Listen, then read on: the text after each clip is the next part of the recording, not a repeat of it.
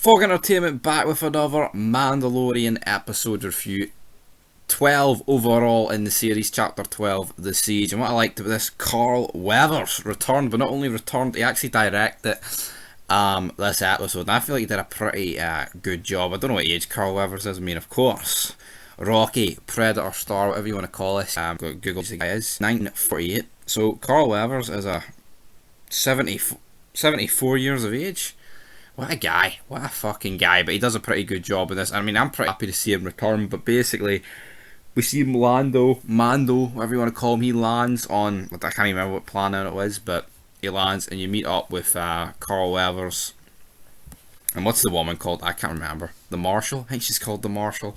Not 100%, to be honest. Or Cara? I think it might just be fucking Cara, but Carl Weathers, he's called Grief, so there are the names. And it's at this point, why aren't these people just in season 2 for the get-go? I don't understand, because you just see how much the quality of the episode actually goes up here. But basically they go on a mission like this not rebel, but like a Republic ship, and it turns out when they get there, we see like that blue guy, what's his name, Mithril or something like that, some name like that. We've seen in season 1 that the Mandalorian went on a bounty to get him, so he's back and he's basically paying off a debt to Grief at this point.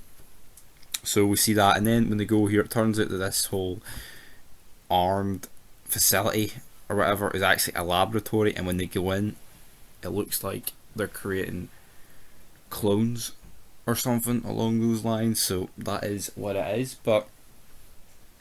And then basically, I mean, it's like a 40 odd minute episode and not an awful lot happens, and it seems to be like, what are the building towards? I've seen that season 3 was also confirmed on Disney Plus. So I mean, I guess we'll be watching it. Like, but it's like you just have episodes where there's a whole lot of nothing. Like, they show up, he's like, right, repair his well, that's what Grief says, and then they hand off Baby Yoda to like school essentially. And then when they do that, they find out that some guy's like still alive because the transmission was like 3 days old. And I'm assuming the transmission they find out is about Esperato Conquela, its character, still alive. But basically they wipe out all the rebels, and then they manage to get safe.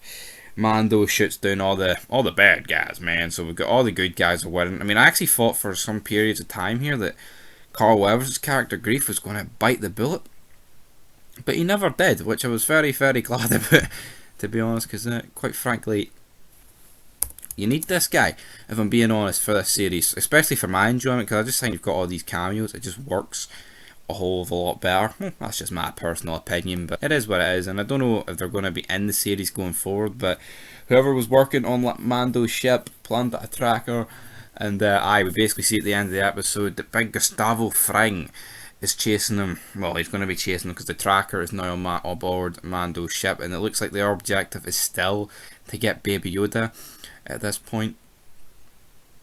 So that is what it is. And then basically the episode ends with like Gus, I mean, I'm calling him Gus, like I fucking no idea what the guy's name is. So basically Gus is sitting in here, Moff Gideon, that's his name. That is definitely the name of the guy that's still alive. So Moff Gideon sitting there looking on. There's like these like stormtroopers that are wearing like these black gas masks. So it looks like these are the clones that they've created, and then basically they're going to go out after Mando. And as Mando like flies off with Baby Yoda eating these like blue Mentos, which I wouldn't even mind a packet of blue Mentos, but it is what it is. But anyway, guys, that'll do it for this episode review, chapter 12. Next up, chapter 13. And looking forward to that one. I believe this episode was actually better than the last couple because of Carl Weathers, and for that reason it's going to get a 7 out of 10, guys. So leave your thoughts down below, and peace.